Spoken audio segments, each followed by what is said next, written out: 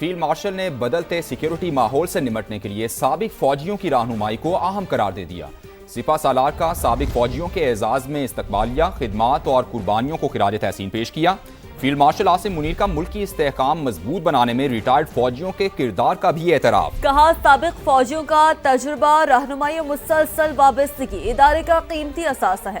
سابق فوجیوں کا بھی پاک فوج کی قیادت پر مکمل اعتماد کا اظہار۔ بڑھتے سیکیورٹی چیلنجز سے نمٹنے کے لیے مسلسل حمایت کا اعادہ کیا۔ اتحاد، امن، استحکام اور خوشحالی کے لیے کردار ادا کرنے کا بھی عزم کیا۔ یوم آزادی کے موقع پر فیلڈ مارشل عاصم منیر کا پاک فوج کے سابق افسران اور جوانوں کے اعزاز میں استقبالیہ۔ تقریب میں سابق فوجیوں کی بڑی تعداد میں شرکت۔ فیلڈ مارشل سید عاصم منیر نے ملکی دفاع میں سابق فوجیوں کی خدمات اور قربانیوں کو خراج تحسین پیش کرتے ہوئے کہا کہ ملکی استحکام مضبوط بنانے میں سابق فوجیوں کا کردار قابل قدر ہے۔ فیلڈ مارشل عاصم منیر نے کہا کہ سابق فوجیوں کا تجربہ، رہنمائی اور ادارے سے مسلسل وابستگی پاک فوج کا قیمتی اثاثہ ہے۔ بدلتے ہوئے سیکیورٹی ماحول اور ابھرتے ہوئے چیلنجز سے نمٹنے کے لیے ان کی رہنمائی اہمیت رکھتی ہے۔ استقبالیہ میں شامل سابق فوجیوں نے بھی پاک فوج کی قیادت پر مکمل اعتماد کا اظہار کیا۔ سابق فوجی افسران اور جوانوں نے قومی اتحاد، امن، استحکام اور خوشحالی کے لیے مسلح افواج کی مسلسل حمایت اور اپنا کردار جاری رکھنے کے عزم کا اعادہ بھی کیا۔ ایک اور بڑی خبر، ایران کے وزیر خارجہ نے دو ٹوک بتا دیا کہ امریکہ کے ساتھ مذاکرات دوبارہ شروع کرنے کا فیصلہ نہیں کیا۔ بات چیت کے حوالے سے صورتحال غیر یقینی ہے۔ عباس عراقچی نے بتایا قطر اور پاکستان ایران سے پیغامات کا تبادلہ کر رہے ہیں، لیکن پیغامات کے تبادلے کا مطلب مذاکرات نہیں۔ بولے اسلام آباد مفاہمت کی یادداشت میں جنگ کے خاتمے کی شق شامل تھی، لیکن امریکہ نے اس کی خلاف ورزی کی۔ ایرانی وزیر خارجہ نے کہا کہ عمان کے ساتھ مذاکرات تکنیکی نوعیت کے ہیں، جس کے ذریعے آبنہ ہرمز سے بحری جہازوں کی آمد و رفت کے لیے سمندری راستوں کا تعین کیا جا رہا ہے۔ بولے جو راستے پہلے موجود تھے وہ اب قابل استعمال نہیں رہے، اس لیے نیا راستہ متعین کرنا ہوگا۔ دوسری جانب ایرانی نائب وزیر خارجہ کاظم غریب آبادی نے بھی امریکی صدر پر واضح کر دیا کہ آبنہ ہرمز کھولنے یا بند کرنے کا اختیار صرف ایران کے پاس ہے۔ ایران امریکی دھمکیوں یا طاقت سے خوف زدہ نہیں ہے۔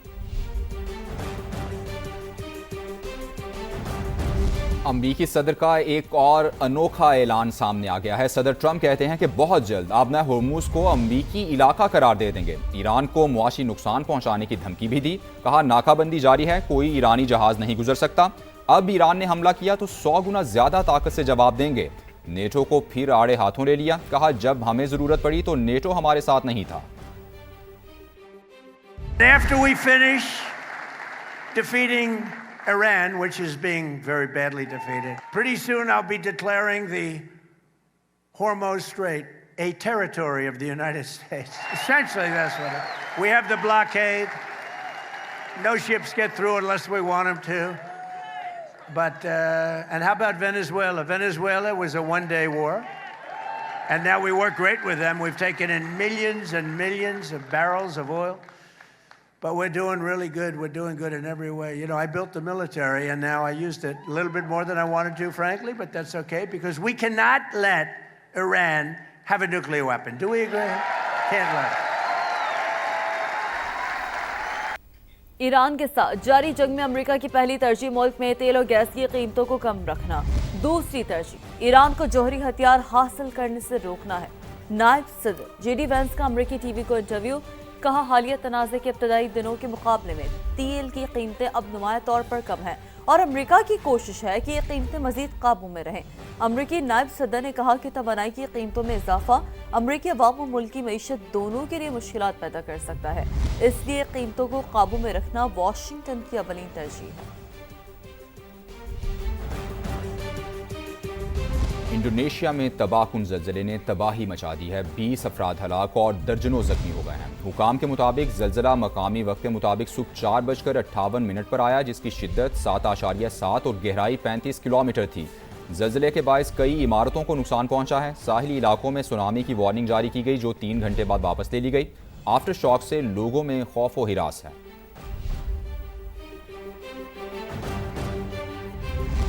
آگے بڑھتے ہم کو بتاتے ہیں کراچی کی مقامی عدالت میں میر رزاق قاتل کیس کی سماعت۔ تفتیشی افسر کی عدالت میں پیشی، عدالت سے میڈیکل اور تفتیشی رپورٹ کے لیے مہلت مانگ لی۔ کہا تفتیش آگے بڑھانے کے لیے مقتول کی موبائل سم درکار ہے۔ تو کراچی کی مقامی عدالت میں میر رزاق قاتل کیس کی سماعت کے والد صاحب کو بتا رہے ہیں تفتیش آگے بڑھانے کے لیے مقتول کی موبائل سم درکار ہے. تفتیش نے ایسا کہا. مقتول کی سم کیسے حاصل کریں گے؟ عدالت کا یہ استفسار سامنے آیا. مقتول کی والدہ کی بایو میٹرک پر سم حاصل کرنے کی کوشش ہوگی. تفتیشی افسر نے یہ جواب دیا. میڈیکل اور تفتیشی رپورٹ کے لیے مہلت دی جائے. تفتیشی افسر کی استدعا سامنے آئی.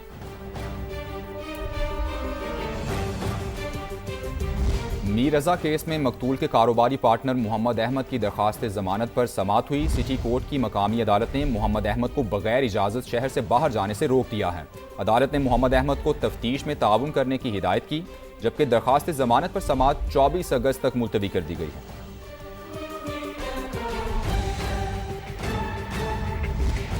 ڈرگ ڈیلر انمول اور پنکی کی بریت کے خلاف پروسیکیوشن نے فیصلہ چیلنج کرنے کی تیاری کر لی. اسلام آباد پولیس کے 27 تھانوں کو 14 سال بعد 30 نئی گاڑیاں فراہم کر دی گئی ہیں. وفاقی وزیر داخلہ محسن نقوی نے کہا کہ جدید پولیسنگ کے لیے وسائل کی بروقت فراہمی ضروری ہے. نئی گاڑیوں سے پولیس کا رسپانس ٹائم بہتر ہوگا. وفاقی وزیر داخلہ محسن نقوی اور وزیر مملکت برائے داخلہ طلال چودھری نے گاڑیوں کی چابیاں پولیس حکام کے حوالے کیں. محسن نقوی نے کہا کہ ناکارہ گاڑیوں کے ساتھ جدید پولیسنگ ممکن نہیں. پولیس کی ضروریات بروقت پوری کر کے ہی مطلوبہ نتائج حاصل کیے جا سکتے ہیں. نئی گاڑیوں سے پولیس کا رسپانس ٹائم بہتر ہوگا. الیکٹرک گاڑیوں کا استعمال ماحول دوست پالیسی کا حصہ ہے اور اس سے پیٹرولیم اخراجات میں کمی آئے گی. وزیر مملکت برائے داخلہ طلال چودھری کے مطابق اسلام آباد پولیس کے پاس 14 سال پرانی گاڑیاں موجود تھیں. پولیس کی نفری کی کمی پوری کرنے کے لیے 9000 نئے جوان بھرتی کیے جا رہے ہیں، جبکہ 27 تھانوں کی تعمیر اور اپ گریڈیشن بھی رواں سال مکمل کرنے کا ہدف ہے.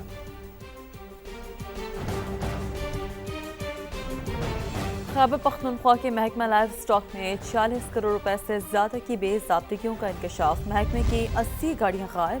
ادویات کی خریداری میں 24 کروڑ روپے سے زیادہ کی خرد برد کی گئی. سما کے نمائندے عبدالرحمان سے مزید بات کریں گے. عبدالرحمان بتائیے. جی بالکل، محکمے کے آڈٹ رپورٹ برائے سال 2024-25 میں یہ انکشاف کیا گیا ہے کہ جو محکمے نے جو گاڑیوں کی فہرست دی تھی اس میں صرف 97 گاڑیوں کی فہرست دی گئی ہے، جبکہ محکمہ ایکسائز کے پاس جو مزید 80 گاڑیاں رجسٹر ہیں جن میں جو ہے لگژری گاڑیاں بھی شامل ہیں، ان کی تفصیل نہیں دی گئی ہے. تو یہ کہا گیا کہ اس حوالے سے خصوصی آڈٹ کرائی جائے کہ یہ گاڑیاں کتنی ہیں اور کہاں کس کے پاس ہے. یہ بھی آڈٹ رپورٹ میں خدشہ ظاہر کیا گیا ہے کہ یہ گاڑیاں غیر مجاز افراد کے زیر استعمال ہیں، اس لیے ان کی تفصیل نہیں دی گئی. جبکہ اس کے ساتھ ساتھ ادویات کی فراہمی کے حوالے سے بھی امبیزلمنٹ کی وہ رپورٹ کی گئی ہے اور یہ کہا گیا ہے کہ 24 کروڑ روپے کی ادویات جو کہ منگوائی گئی تھی وہ اس کا ریکارڈ نہ تو مراکز سے جو لائف سٹاک کے حوالے سے ہے اس میں موجود ہے، نہ کسی کسان کی تفصیل ہے کہ کس کو دی گئی ہے، نہ یہ تفصیل دی گئی ہے کہ آیا اس سے جو لائف سٹاک کی پیداواری صلاحیت ہے اس میں کتنا اضافہ ہوا ہے، اور نہ یہ بتایا گیا ہے کہ اس سے جانوروں کی بیماری کے حوالے سے کیا پیش رفت ہوئی ہے. اپڈیٹ کے لیے شکریہ آپ کا.